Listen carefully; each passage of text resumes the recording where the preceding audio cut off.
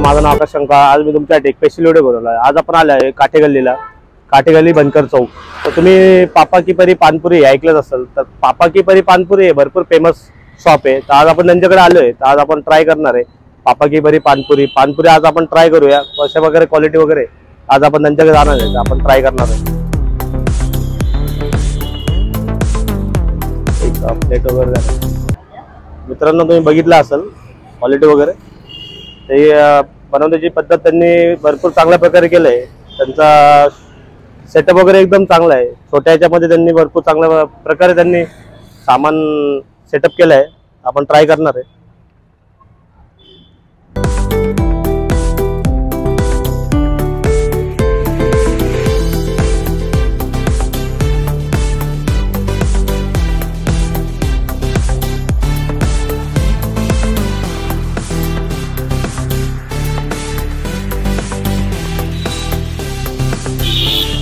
हा मित्रांनो, आज आपण ट्राय करणार आहे। तुम्ही बघू शकता त्यांनी प्लेट वगैरे।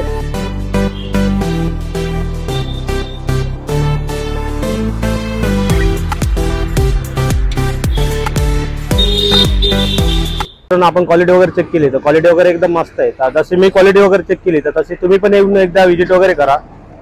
रिस्पॉन्स वगैरे चांगला द्या। आपला व्हिडिओ जास्तीत जास्त शेअर करा। तर भेटूया नेक्स्ट व्हिडिओमध्ये। थँक्यू।